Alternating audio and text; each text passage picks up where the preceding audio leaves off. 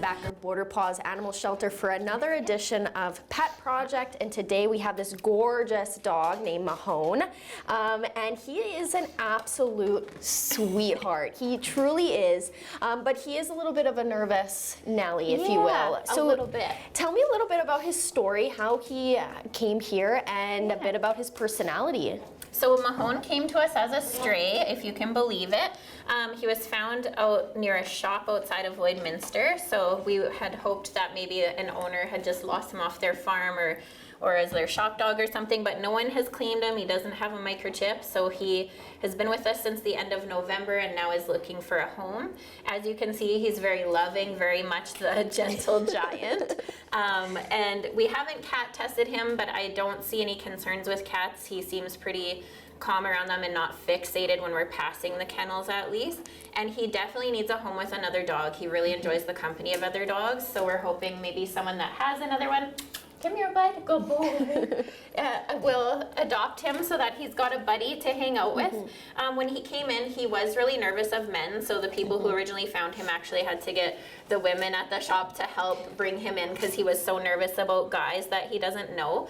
But as you can see, he's warmed up, and with some training or someone that can socialize him in a positive way, he's definitely going to come out of his shell around men as well.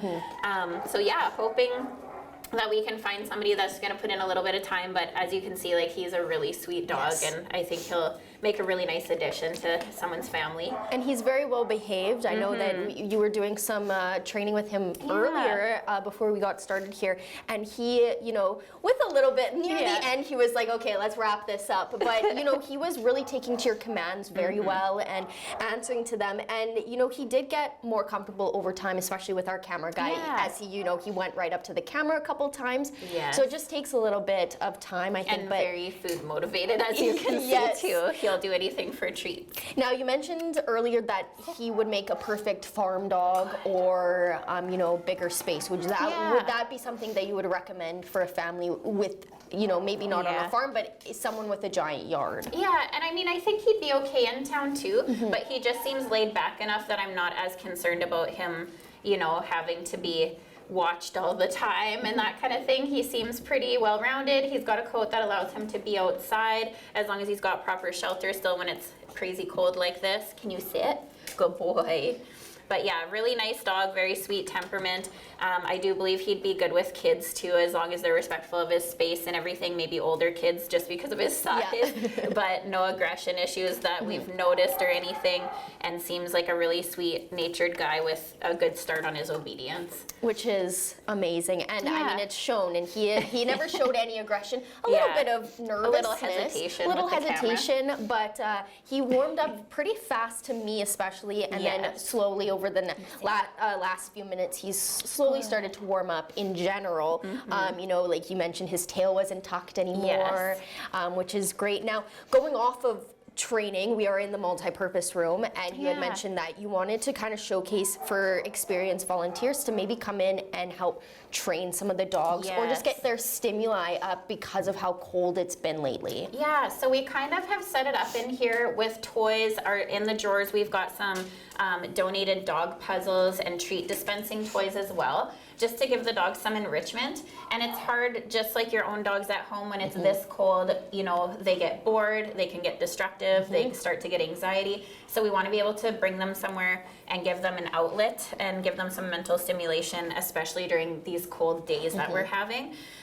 So we're really hoping that we can get some more volunteers now that we're open our regular hours again and the cat kennels are set up. We're hoping to get in a lot of experienced volunteers that can come in and kind of do what I've been doing with him and the other dogs, so that we can lure them, teach them that sitting is more rewarding for them than jumping up, and give them some good obedience commands to make them more adoptable too.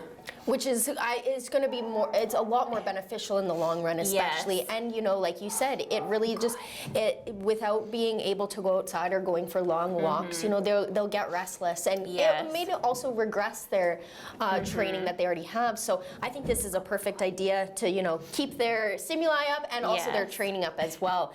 Now, are you in need of any specific donations? Not really. We're doing pretty good. I mean, I mentioned the puzzles, so we're always looking for more treat dispensing toys and heavy duty toys that the dogs can chew on and not destroy or eat. But we've gotten a lot of donations in the last week. Bev Lauren's brought in a whole bunch more big chews and stuff from Pet Pad, so that was awesome. Just to give them something to chew on and get that outlet as well.